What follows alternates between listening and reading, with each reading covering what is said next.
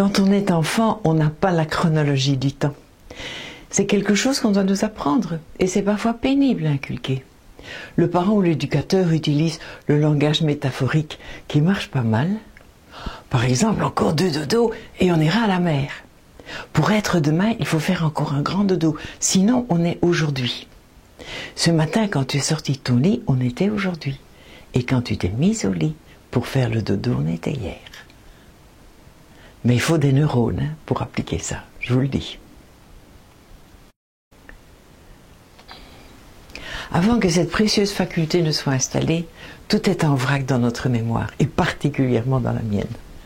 Comme on ballottait des Ardennes à la capitale, une fois dans un sens, une fois dans l'autre, parfois pour des vacances scolaires, durant lesquelles on ne savait pas quoi faire de moi. Et aussi pour une raison qu'on n'arrivait pas à m'expliquer. Certains disaient que c'est parce que ma maman était malade et qu'elle ne savait pas s'occuper de moi. Alors que d'autres personnes me disaient, c'est parce que c'est moi qui étais malade. Voilà, parce que j'avais une santé fragile et parce que j'avais besoin du bonheur des Ardennes. Mais moi qui n'ai jamais fait un rhume, ce genre d'explication me paraissait suspecte. Le seul truc où je suis sûre d'avoir été malade, c'est en voiture, car ça me valait chaque fois une engueulade de mon père. J'ai des souvenirs très précis, mais qui se tricotent les uns avec les autres. J'ai par exemple le souvenir d'un très très long voyage en train avec ma mère. Elle était venue des Ardennes pour me chercher et me ramener chez elle. C'est mon papa qui lui avait demandé de venir. Il paraît qu'on a mis 8 heures pour faire 200 km. Enfin, c'est ce qu'on m'a dit, moi je ne m'y connais pas, c'est ce qu'on m'a dit. Et alors on est montés, ma mère et moi, dans 3 trains différents. Dans un, il faisait glacial. Et à un moment donné, on a dû aussi attendre pendant 1 heure sur le quai de gare quelque part. Je ne sais pas où, mais voilà, on a attendu. Ça devait se passer en 45, plus ou moins. Et puis à Jeudine, alors qu'on était déjà à 30 km de Halle, on nous a dit que la Micheline n'était plus en activité. Alors ma grand-mère, que rien n'arrête, elle a téléphoné au boucher de Halle qui fait le taxi avec sa grosse voiture qui sent la vache. Mais arrivé à l'entrée du village, au pont de Halle, le pont de Halle, il avait été bombardé. Alors le boucher a dit, on va passer avec l'eau, on va passer dans l'eau avec la voiture, mais il faut que quelqu'un pousse. Et alors c'est pour la première fois que j'ai vu les pieds nus de ma grand-mère, parce qu'elle a enlevé ses bas, elle a remonté sa jupe, et alors elle est entrée dans l'eau. Je vous l'ai dit, rien ne l'empêche, elle est vraiment pleine de ressources. Mais par contre, moi je me suis réfugiée sur la coudoir de la banquette arrière, parce que l'eau montait à l'intérieur de la voiture, et je risquais de salir mes petits souliers blancs. Je me vois aller à l'école de Madame Violette, en tenant la main de mon petit cousin qui a 2 ans de moins que moi. Nous sommes recouverts d'un petit tablier à carreaux bien propre et qu'on nous change tous les jours. Et on a chacun 2 petits bonbons dans notre poche pour la récréation de 10 heures. Moi, je ne résiste pas. Il faut que je les mange tout de suite, sans quoi je ne pense qu'à ça. Et j'entends mon petit cousin Cricri qui me dit « Je vais le dire à mes mères ». J'en ai déduit plus tard que le chantage, c'est inné. C'est génétique. Si tu le dis, je ne jouerai plus avec toi, monsieur Collant. Et pourquoi Collant? Parce que tout colle chez lui. Sa bouche, ses mains. Et en plus, il est toujours collé à moi. Il veut tout faire comme moi. Mais moi, ça m'énerve, parce que moi, je suis une petite fille indépendante. J'ai des images aussi où je vais à l'école avec Cricri, mais cette fois, on porte notre cartable. Et il refuse de me donner la main. Et de toute façon, nos chemins se séparent quand on arrive à la hauteur de l'église, parce que lui, il part à droite vers l'école des garçons, et là j'ai le sentiment qu'on s'amuse mieux à l'école des garçons qu'à l'école des filles. En fait, j'ai plein de souvenirs de 3e gardienne dans les Ardennes, mais à Bruxelles aussi, à l'école numéro 4 de la chaussée d'Ixelles, puis en première primaire aussi.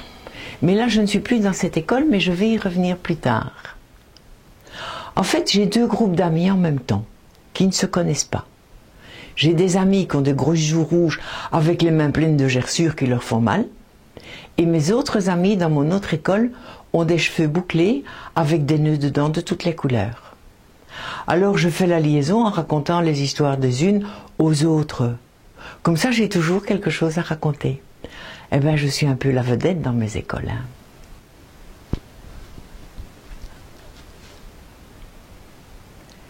Mais je ne vous ai pas encore parlé de mon papa que j'admire et qui pourtant s'est très peu occupé de moi.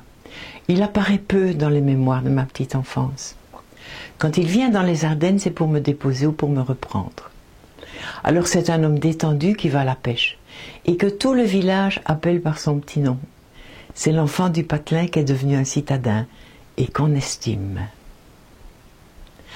Un vrai souvenir important avec mon père, c'est l'apprentissage des fractions. Et pour la circonstance, il a fabriqué un grand tableau noir qui a occupé le mur de la cuisine durant plusieurs années. Il m'a tellement bien expliqué les fractions que j'ai tout compris en une seule séance. Et par la suite, le tableau n'a plus servi qu'à faire des dessins ou écrire des petits mots par lesquels mon père communiquait l'emploi de son temps à ma mère. Il y avait comme de l'eau dans le gaz entre deux. Puis par la suite, quand mes parents ont été plus à l'aise financièrement, mon père, ce sanguin du signe du taureau, avait décidé de profiter de la vie. Combien de fois n'ai-je pas entendu cette phrase? Alors que ma mère se réduisait comme une peau de chagrin. Son visage accusait la déception, la colère sur les injustices de la vie et surtout la colère sur la condition des femmes. Je me souviens avoir marché longtemps dans la chaussée de Wavre, à la recherche d'un artisan du bois qui avait été conseillé à ma maman. Et je me souviens que nous étions toutes les deux dans le magasin devant un lourd lampadaire à colonnes torsadées, encerclé d'un plateau rond. Et que vu le prix raisonnable qu'en demandait l'artisan, ma mère décida d'acheter le petit guéridon assorti. Et alors elle me dit, « Tu vois Fifi, il est temps que je mette de l'argent de côté, car bientôt nous serons à la rue. Ton père a une poule. » Et je me suis vue, habitant en 4 dans une pièce vide, ma mère, le lampadaire, le guéridon et moi. Et puis l'ambiance est devenue plus calme. Car ma mère avait changé de stratégie. Elle avait décidé de ne pas laisser sa place à une autre. Elle allait se battre.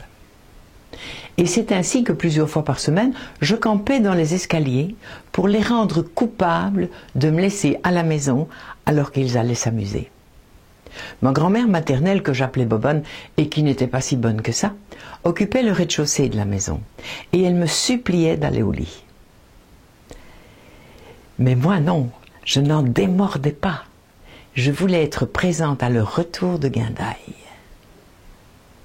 Et j'ai encore dans les yeux les visages composés qu'ils se fabriquaient instantanément en me voyant les attendre, alors qu'une seconde auparavant, ils s'éclataient comme des baleines derrière la porte cochère.